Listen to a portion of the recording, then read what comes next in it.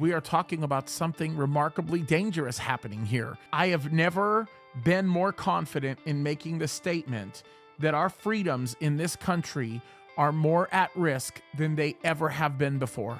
Yeah. And I've never seen it this bad before. Yeah, no, I would agree completely. And, although I will say this, and I want folks to just step back, because right now, search your heart and think about how this is impacting you. Like, this is concerning to a lot of folks. There's a nervousness in their hearts. They're anxious. They're thinking, my God, what's going to happen? But I will tell you this is a gut check for you. And this is basically to look at your life with God. And if you're putting this man in our country before God, you're betting on the wrong horse, right? Put your faith in God. Don't put it in man, because God will never let you down. Man will every single time.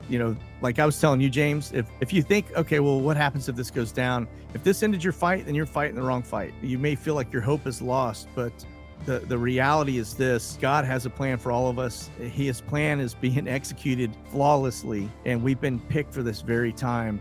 And this is a great time for us to get strong in faith. And keep in mind, too, what we're seeing kind of unfold, if it goes that direction, it aligns with the Bible more than any MAGA theme. You show me where MAGA is in the Bible. It's not in there. There's nothing about this great American, country that's going to save the world. It's not in there. Everything that we see from Bible prophecy taking shape, Ezekiel 38, all the alignments, the things going on in Europe, the things happening with Russia, it's all end time prophecy. We know something knocks us out of power. And we know also the fact that the European Union is going to become the new Roman Empire. We know that something takes that whole NATO thing off its pedestal. And if you remove the United States from that, then it shakes up the entire European Union. There's something that takes us out of this picture, and we know that it can't be far off just based on the world we live in. This is something I've been talking about for a long time. I have been saying that it is going to be going in this direction, that we are watching Europe make an all call for a completely different alliance. We are watching NATO fracturing, by the way, at the brilliant, for lack of a better term,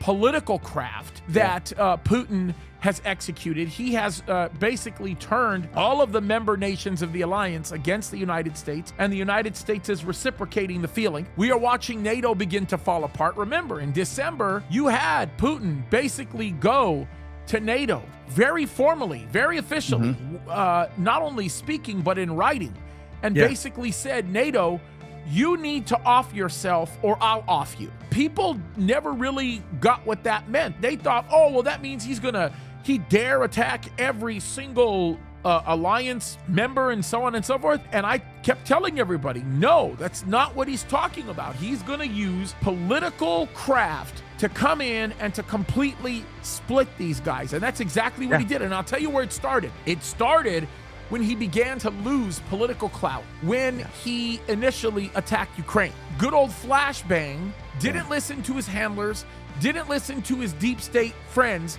and opened his mouth and ran his mouth and went rogue about wanting to come against not just Putin, but the Russians. Putin said, you know what?